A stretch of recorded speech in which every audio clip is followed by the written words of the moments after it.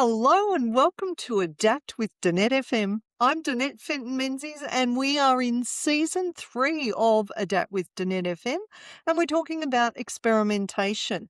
And super excited to welcome in my executive producer and also co-host on this podcast, Jez FM or Jez Fenton-Menzies. Welcome, Jez. How are you today? Yeah, good. Danette, I'm feeling really good. I'm very excited. We're getting right towards the end of the season here, and it's been a really exciting one to sort of learn about experimentation. But before we get into that, Danette, we're focusing on experimentation because actually it's one of the letters in your accepts model contained within the amazing book, The Adaptable Leader by Danette Fenton-Menzies, which you can pick up. So this is kind of the original book that the podcast is a companion of. And so each season, we're not only looking at how to remain adaptable, but this season we're focusing on experimentation as well, which is very exciting. We've got a guest to talk with them about that today. But yeah, Danette, how are you going this week? Yeah, really good, Jez.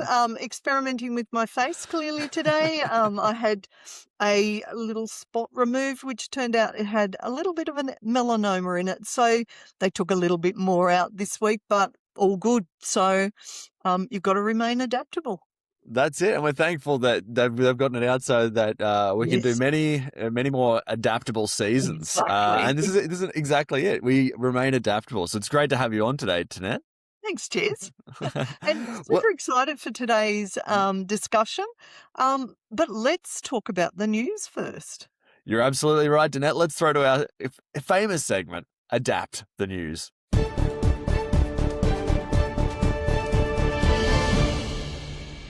Alrighty, everybody, welcome to Adapt the News. This is a segment where we take a news story out in the world, and Danette, you take a look at it through your adaptable lens and kind of see any lessons that you can take out for our listeners and help them remain adaptable. So this week, we go to one of our favorite websites, positive.news, a bit of a sort of local haunt for us, and we're going to jump into this article here. And this article is written by Robin Everly. And the headline is, The Link Between Healthy Soil and a Healthy Body.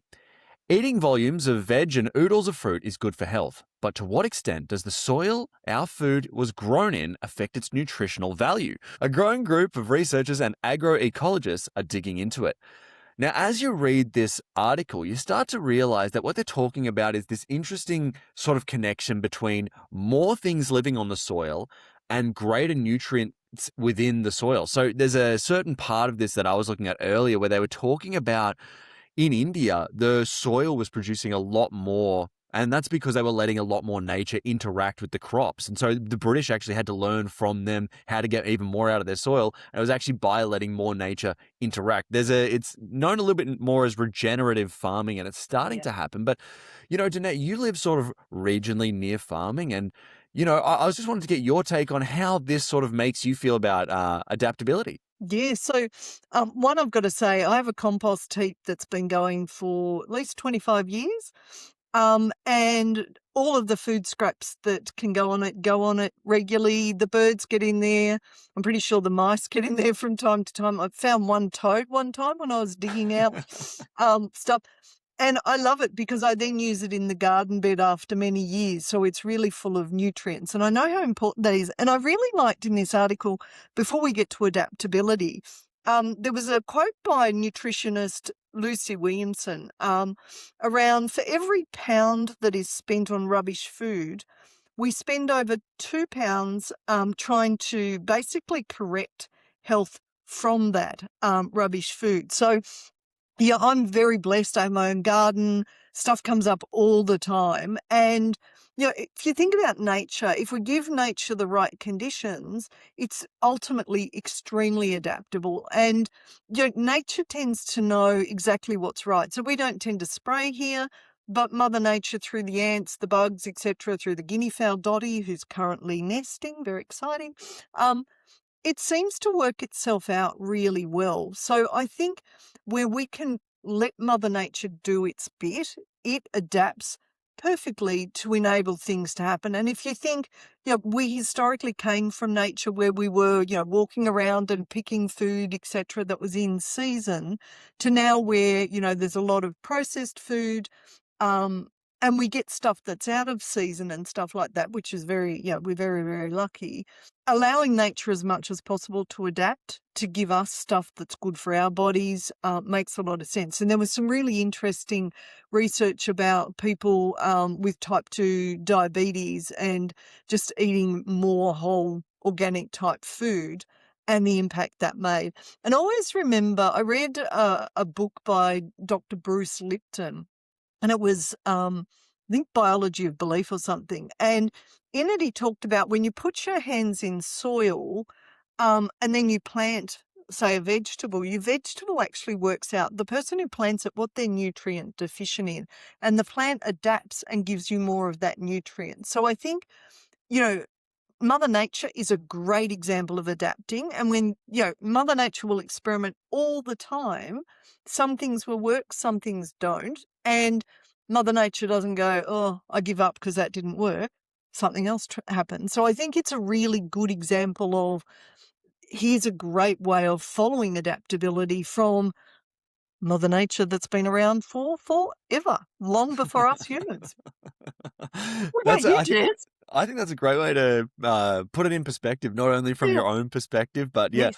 I mean, Danette, I've mentioned this on this podcast many times, but I always love to think that the solutions often lie in the past because, Yes. technology is new, but we've been existing for a long time. So the solutions have to exist in the past to some degree. And Yes. so I think that what's really nice about this article is it's just another one of those ones that sort of proves the theory that when we kind of go back to our roots, that's always what makes us feel a bit better. Like we have a lot of technology now, and there's a lot more anxiety, it seems like now. But if we can give ourselves the space to interact with the sort of natural world in a way that we used Yes. to, we'll find that there's a lot of positives that may not show up on maybe a science thing, though it is apparently showing that a lot more Yes. science is leaning towards it. Yeah. It's something that we've been doing our whole species life, so it's always something we can go back to. So yeah, no, I love your insights there, Danette. Danette, we are going to be chatting to Chris Green about experimentation and adaptability. Now, do you want to tell us a little bit about what you want people to keep their eyes open for in this conversation, but also how did you meet Chris? Yeah, so Chris and I both belong to a group called Thought Leaders, which was created by Matt Church. And what I love about Chris is that he's got more than 25 years experience in what he does. He mentors businesses, particularly family businesses, and is now also mentoring the next generation, which I really love. And so he puts in practice, how do you go from that entrepreneurial spirit and adapt it into businesses that can scale over time? So he has, a couple of things I really liked, which I'll share with the listeners and viewers before we go into the podcast. I really like his idea that nothing is wasted. So when we try and experiment with things, there'll be data from that, even if it doesn't work, that is useful for us to continue to learn and grow. And the other thing is, you know, if we don't experiment, which, for what he was talking about, there's part of it is iterating to allow organizations to scale.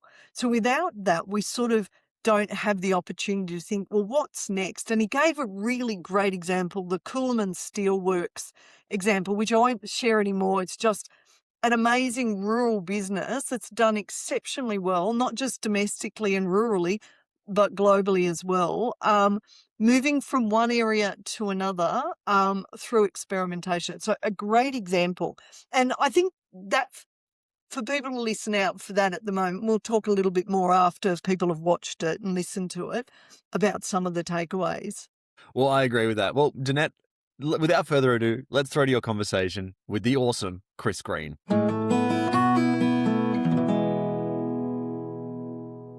And I am delighted today to welcome Chris Green into our conversation. So, Chris, welcome. And I would love for you to introduce yourself to both our listeners and our viewers. G'day, Danette. I've been going about 25 years. I'm a mentor of family-based businesses predominantly, SME, so smaller businesses. I've got about 40 businesses I mentor month on month, and my oldest business client is 21 years been with me. So, but the That's average is about awesome. 14, 15 years. Yep. So I'm just a way of doing business. Nice. And interestingly, out of all the businesses I've mentored on the journey, and there's been over 100, well over 100, I've got about half my businesses I'm now mentoring the next generation. Oh, fabulous. Yeah, so I've mentored mum and dad, and we've grown the business successfully, and that's my thing, is that I work on growth, and I represent the business need. So I'm always there talking to what the business needs, and it gives me a fantastic mandate to have awesome conversations and really Nice. drive performance in family businesses. And so now the next generation, so I call that the founder generation, the original Yes. one, and now I'm into the next generation. And interestingly, they've watched mum and dad do it for so many years, and they don't want to do it like mum and dad did it. They want to be more what I could call family corporate. Love that. So that's what I do. I meet with them monthly, mostly over Zoom these days. I run a masterclass with them once a month, 90-minute masterclass. I do an hour one-on-one where we have a strategy each year and we execute that. And my job is to execute it from a business perspective. And we continue to grow the business. And as I said, I'm just part of how they operate now. So, Chris, I know that you've had some amazing results for your clients. I'd love for you to just share one or two before we get into the questions. There's been so many, and as you well know, family businesses have another layer of complexity because there's long-term held relationships in families. There's long-held hierarchies in families go back when people are kids, and now I've got some people I mentor in their 40s that still turn into that kid when mum and dad are involved. Yes. The number of calls I've had over the years that says, "Get dad out of the bloody workshop," and those sorts of things as the next generation comes through. It's been fascinating. Lots of success stories. I've got one business that's fourth generation, very mature industry. They started with me in 2012. They were doing, it's quite a big business, solid business. Doing about 32 mil. They're doing around the $240 million mark now. Well done. Started with mentoring dad, who was third generation, and then now there's 5 boys. So we've been able to find roles for all of them. And not in the order of birth either. Like the GM is the third brother. And so forth. So lots of great stories like that. Those numbers are big, and they're not all big numbers. A lot of the clients I've worked with say, they started around the $300,000 mark as they were in their infancy, and then we've grown up into $25, $30 million companies. Nice. So some really great stories, amazing relationships, and it's such a privilege to be in such a trusted position that it's very weighty. If I say jump to the right, they're going to jump to the right. So I have to be very careful around the advice that I give, as we all do. Yes. But the trust and the way we work it out together, and the way I facilitate them who have the technical ability and I have the strategic mindset. Nice. And the partnership's been really awesome across so many businesses for so long. I love that. So, Chris, let's start on the questions. And my first question was, can you define experimentation, both in terms of leadership and also organisations? How do you see experimentation? I go back to the fact, having worked with businesses for so long, that nothing you ever do in life is wasted. Yeah. It's all part of your story, and it all adds to the story. So I'm a huge believer in a scientific process around experimentation, in that we do observation, we come up with a hypothesis around what could work. We then move into an experimentation phase where we trial it. We learn from those phases, we iterate the ideas, we go again, trial it again. And over time, you build system structures, prototypes that probably look nothing like the original concept, but ultimately become commercial and commercialized. So you don't ever begin where you're going to finish. And people who try something once, doesn't work, throw it out.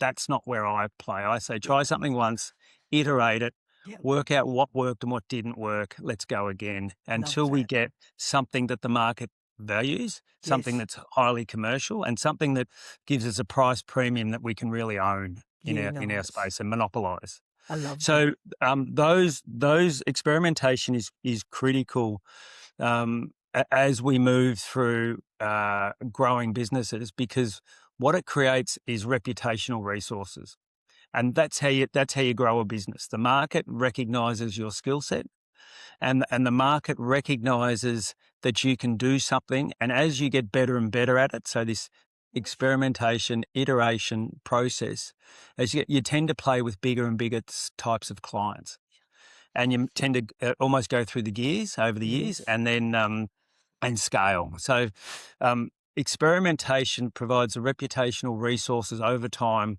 that empowers you to scale and gives you the market visibility and recognition that can grow a business. I love that. Awesome. So then give me an example of a situation where you saw experimentation really work for an organisation. I've got so many, but if I may name the client, they'd be very comfortable. Of course, yeah. Coolman Steelworks in tiny Nice. little town Coolman, north of Wagga. It's about 50 kilometres Yes. out of Wagga. They were doing structural steel building, so like building sheds and LDs and those sorts of things. Predominantly, they had a very strong presence in the Canberra market because they had someone who could do the erection in the Canberra market, and they did the steel fabrication, and then they had someone downstream that was able to do, the architects and so forth were able to do the drawings that they built. They had a little ag shop in the front with screws and nuts and bolts, and they'd built things called comb trailers. Now, I didn't know what a comb trailer was when I started with them, but it's the trailer that carts around the front of the harvester, which is called a comb. Oh, there you go. Big, long thing. And they were building some comb trailers and other little ag implements. And then in 2008, the GFC hit, and it was really everything ground to a halt very quickly. And they decided that they needed, for their farm, because they were a farming family, they needed a thing called a chaser bin. Now, a chaser bin is the big 36-ton bin that's towed by a tractor that follows the harvester, takes the grain off while the harvester doesn't stop, follows along the side in the paddock, and then goes and deposits it, and then comes back, gets the next load. So they built one for themselves, and then someone said, "Gee, they're pretty good. Could you do one of them for me?" So they built two, and then we did a whole new strategic plan around how do we phase out the structural steel, which is incredibly competitive, price competitive, and is a really bloody red ocean of competition. Yeah. And when you have such a bloody red ocean of competition, all profits are competed away. Yeah. So it's a very unattractive market, hard to make money, very easy to lose money. You just have to have something go wrong, weather conditions, pieces don't fit together, not enough fabricators because, welders don't fall out of trees in Coolman. What? And so very small, and like most of my regional clients, Yes. well, my clients are predominantly regional. It's the skill set is one of our Achilles heels. It's really the hard part. So we did a strategic plan where we were phasing out the structural steel to a point, but we had it as a backup, and we wanted to do 10 chaser bins in a year. We did that. And then the next year we got to 18, and then last year they produced 184 chaser bins.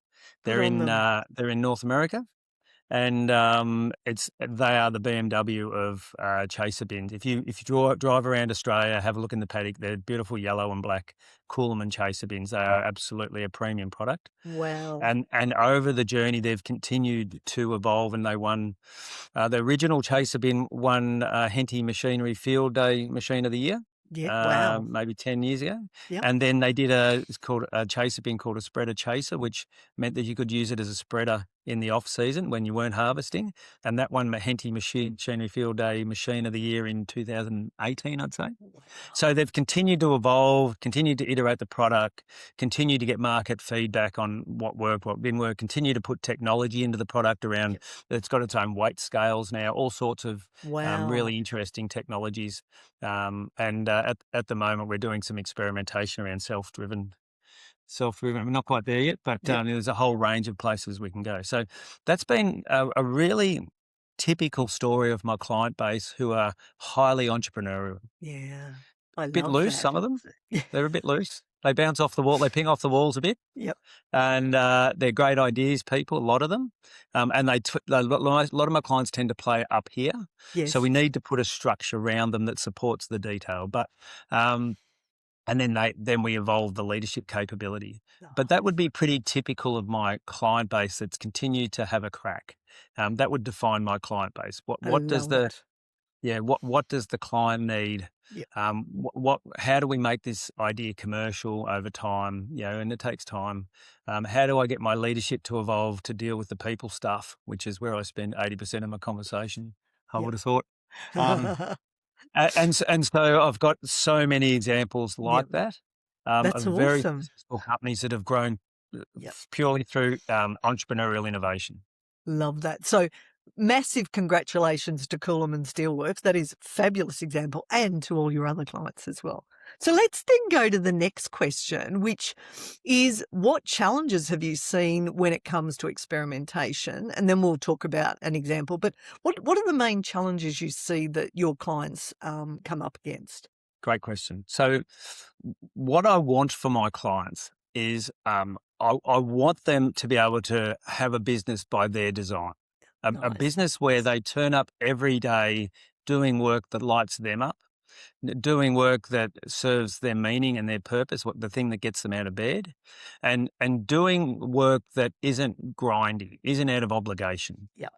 So to that point, too many of my clients over too long have turned up to a job.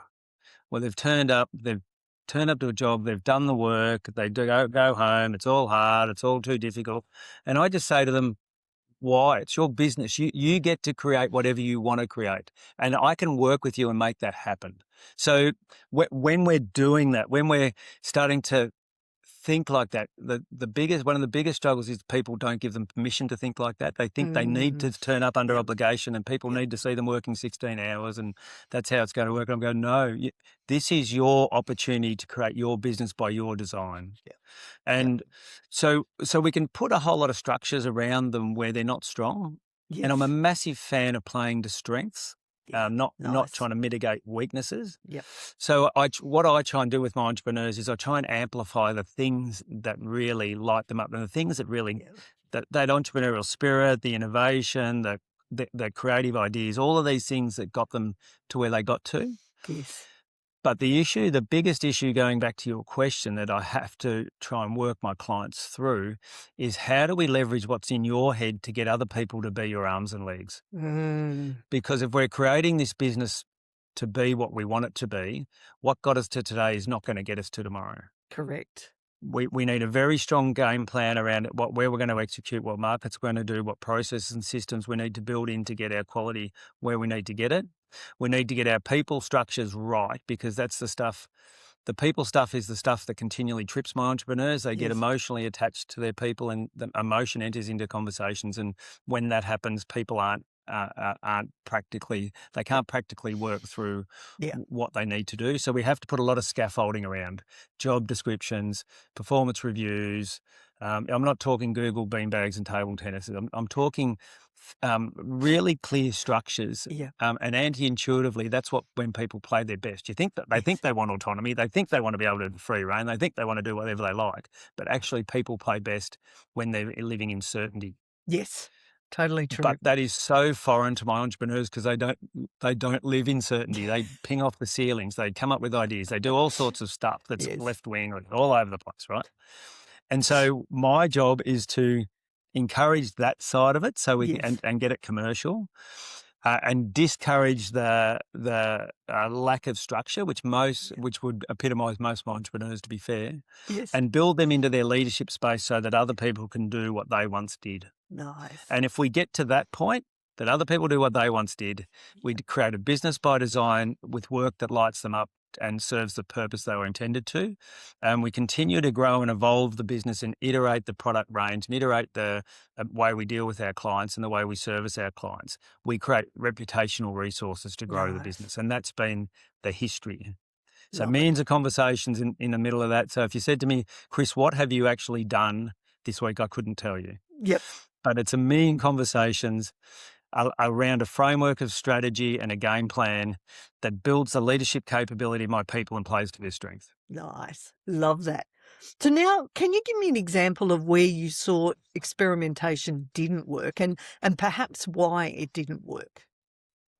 I see it all the time, and it's really clear is that I've been doing a lot of thinking for my next book around Yes. what makes some entrepreneurs successful and grow scalable companies, and some entrepreneurs get stuck under what I call the entrepreneurial ceiling, Yes. where the business porpoises up and down under this imaginary ceiling based on their energy level. So the entrepreneur's up and about, great ideas, up we go, we're going to take on the world, but then they run out of energy. They hit a bit of a wall, something will happen, and they'll get flat, and the business performance will go down until they reboot again. And I've seen businesses for years and years and years porpoise up and down under what I call the entrepreneurial ceiling, where they can't break through into a leveraged transformational business that scales. So why can't they do it? Well, what happens is they get committed, and we put in the systems that people can start to follow, and we start to bring in an emerging leadership team under them, and then one thing goes wrong and they drag it all back on their desk, and we're back to where we started. Ouch. So and I would see that all the time, that no one can do it like me. They won't take it out of their head and put it into a business system. I know best. They can't do it like me. I'll just do it myself. And if I had one thing, in fact, I've got a dairy distributor. Love it a bit. Yes. And her operations manager's always jumping into a truck covering people at 2 a.m. in the morning. And I will not let her get a truck driver's license under any circumstances. I absolutely say you will never, ever have a truck driver's license while I'm involved. So I've been probably with her for 14 or 15 years, love it a bit. And she goes, Chris, if I had got my truck license, I could just, no, Linda, not happening. Right, okay, Chris, no worries. So that I've found a barrier to stop her getting into the weeds of the operational stuff, and that's where trust is massive. That how we build trust with our entrepreneurial team over time, so that they don't revert to type and drag things back onto their desk after we'd managed to get them to push some of it away. And because no one can do it like me. And so it's just easier if I do it myself. So that thinking is what I need to break over time. Yeah. I love that. That's such a great insight. So my next question is, how can we allow more experimentation at work? So what can leaders do to encourage that experimentation? Oh, what a great question. What a challenging question because of what we just spoke about. The way I think it can be done is every business that I've worked with has taken a dramatic step forward. They've brought in a skill set that's different to the owner that takes us to another level. Whether we grow our own, which is quite challenging in a regional market, or whether we actually pay overs that pays itself back over time, we create an environment where people want to come. And we bring in a skill set that moves the needle. And so when I look at how we've accelerated growth, that would be the key thing we've done is we've brought in a skill set that thinks differently to the entrepreneur, the founder, the owner, the next generation, and takes us to a whole nother level and has the skill to take the owner with them. Nice. So for me, looking at where real change has come quickly, organically growing people in the bush, you have to do it. You don't have an option. You've got to put on cadets. You've got to put on 6 apprentices. I had a dinner the other day with 25 of my clients who only ever meet on Zoom. So I brought them all in the room together in Albury. And it was fascinating. They hadn't met live. They're all, hang on, you're 2D. And the conversations were all about the people stuff and all about how they've had to be really arm wrestled to let go of a lot of it. And then those key elements of what they did. And one of them brought their general manager along. So I actually Nice. interviewed him and said, how do you work with entrepreneurs well? Because he's done a Yes. really great job. How do you work with entrepreneurs well? How do you work with owners? And how do you unpack that? And he said, well, it's a real 360. You've got to take them on the journey. You've got to take off the things that they're not good at. So you need to Yes. really get to know those things. You have to put a lot of structure in because they don't live in structure. So they don't tend to create it. A lot of systems, a lot of process, those sorts of things. And then you can really drive into a market. Yep. So that was really interesting to hear it from the other side of the fence, because all Mhm. I hear when I mentor my clients is it from their side of the fence. Yes. So I wanted them to hear it from the other side, and they all came up to me like, "Well, that was a bit interesting. I might get one of them. I might go and get myself a GM. What do you reckon?" And I go, "Well, yes, we could do that. Let's go and get one of them. We'll go and pluck one of them off the shelf and pop them in, and then your world will never be the same again." Exactly. If only it was that easy. But Yeah. Oh, I love that. So my next question is, why is it important for leaders and organisation to want to experiment and adapt? Like, why is this important? Look, I can get really cliched here, and so if you're not moving forward, you're going backwards. But the reality is, I'll give you a practical answer and a commercial answer. Nice. So the practical answer is my clients are a pain in the neck and get bored very easily. I can't relate to any of this, Chris. Right. They get bored so easily Yep. that having projects in front of them is a really good thing to stop Nice. them ringing me. Otherwise, I'm very, very busy. And get them off the workshop floor and get them Yep. into their space, right? So that's one element. The next element is literally what we're trying to create in our business, in our SME businesses. There's only three things you can compete on. You can compete on quality, Yep. you can compete on service, and you can compete on price. Yep. Now, 95% of my SME businesses do not have the economies of scale to compete on price. They Yep. just don't. Yep. They don't have the financial pockets. They don't Yep. have the corporate standing that like a publicly listed company has. Yep. Very deep pockets. They can Yep. do it that way. So the only things my SME businesses can compete on is quality and service. Nice. And if they accept that, then we now know where to look. So when we're competing on quality and service, we need to continually evolve that, because what we're trying to create is a monopoly of one. So we're trying to differentiate our product and our offering to a market that creates that values what we're offering, so we can create a price premium and a service model bundled up and componentized that other people can't compete on against. Yeah, nice. So I call it. So that's a monopoly. Peter Thiel, in his book 1 to 1, speaks of this very well. Great book. Nice. He was the founder of PayPal, but his whole mantra is the only way to make money in a business. And remember, profit's not greed, and profit's opportunity. Correct. So we need to make profit. And the only way to do that is to create a monopoly that the client will pay for and creates a price premium. So we're not in a competitive market where profits are competed away. Yep.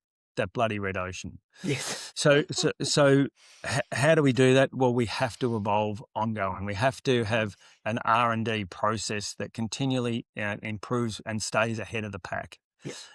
We have to have this innovation mindset of trying to get better and do things better, so that we can maintain that monopoly, because the pack will catch us. Yeah. So you can put in patents all you like, and then you can expect them to spend the next 15 years in court trying to defend them, or my SMEs who don't have the resources or time or energy to do those sorts of things, they can continue to evolve, iterate their product offering, iterate the way they service their clients, iterate their quality offering.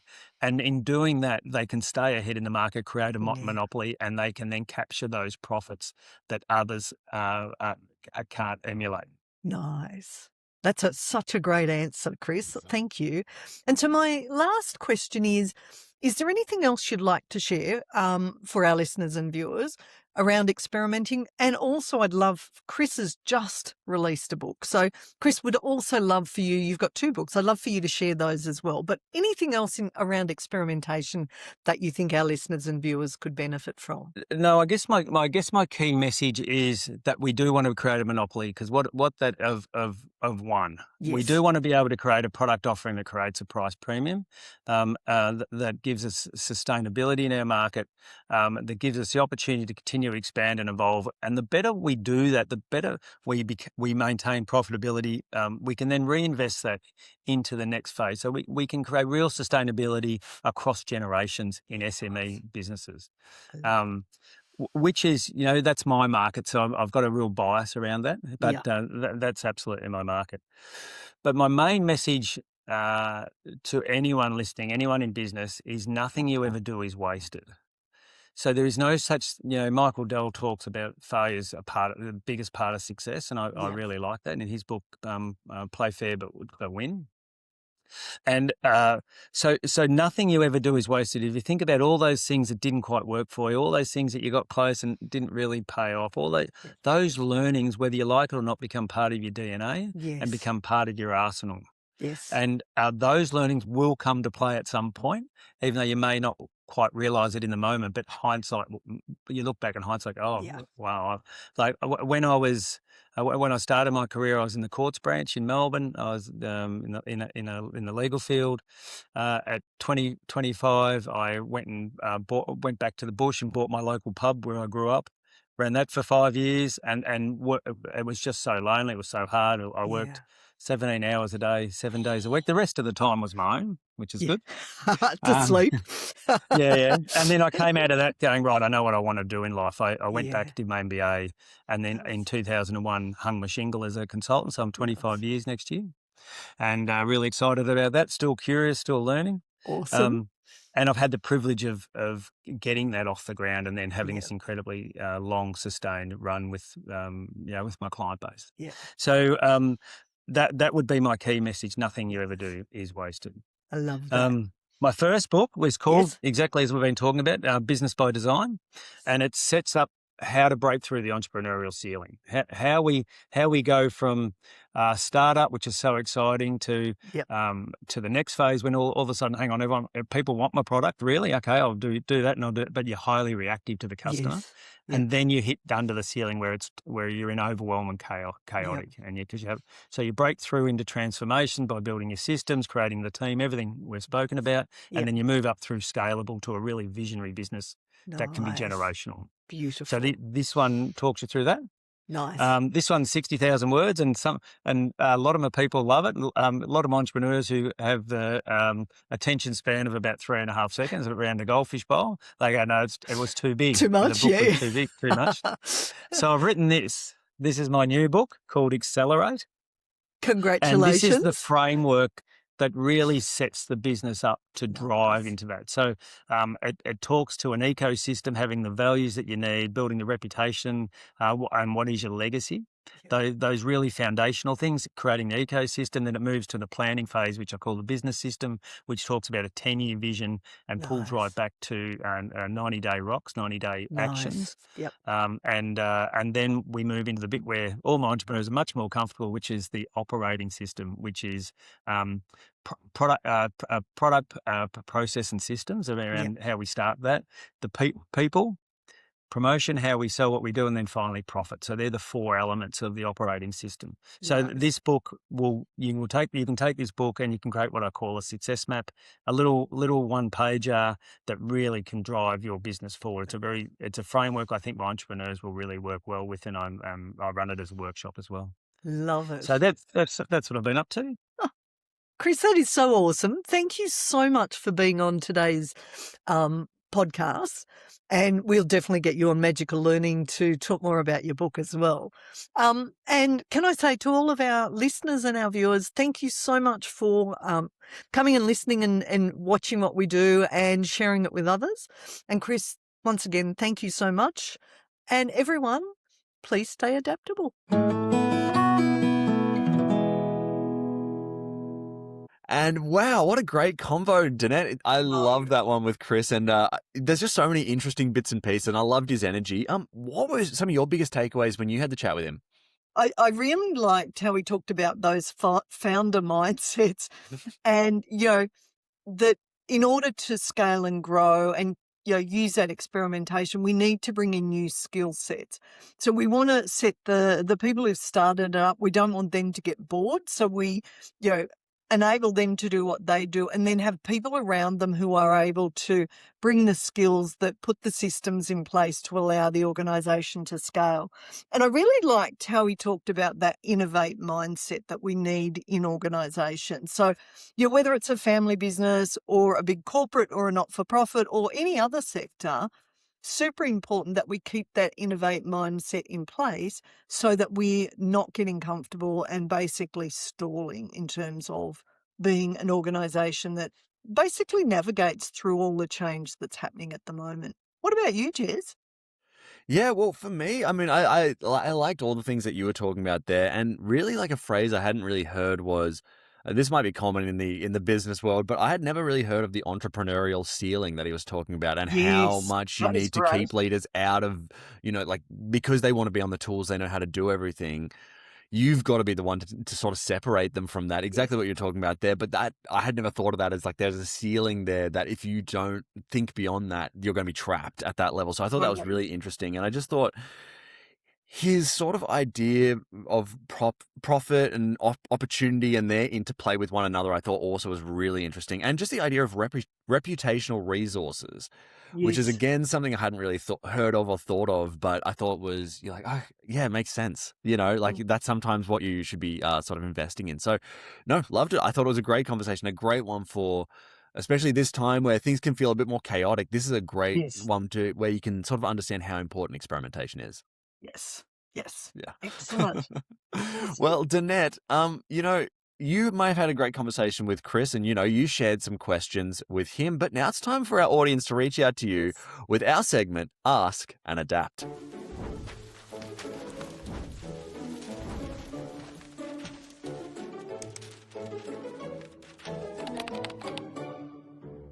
Alrighty, Danette, this is Ask and Adapt. This is the segment where people can write into you at adaptwithdanette@gmail.com, and they can write in a question that they might want help with adapting, or specifically this season, experimentation. Now, they can also leave a comment on YouTube or Spotify, and that's another way that we can also interact with your question. So if you've got a question for Danette, please send it in. This week, Yes. we've got a question from Yang, and Yang's written, Hello, your podcast talks a lot about experimentation, and you ask a lot of guests about experimentation. But tell us a little bit about how experimentation has worked for you. Hope you get to this one. I'm enjoying the season. Thank you, Yang. Awesome question, Yang. And I think 27 years in business, without experimentation, it would not have been 27 years in business. And I hope many, many more. So, part of it is trying different businesses. We've tried a number of different ones, including being a registered training organisation, just a training organisation, a bit of coaching and stuff like that. So always in the learning field, but different sort of business models around that as well. And I think, with COVID, even prior to COVID, we were doing stuff online.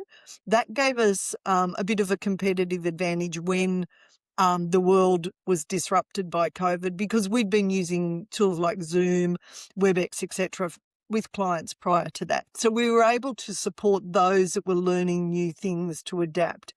And I think naturally, I don't like the grass to settle under me. So I'm constantly looking at how can we do things differently. And I think, the team does that as well. Like everyone brings new ideas.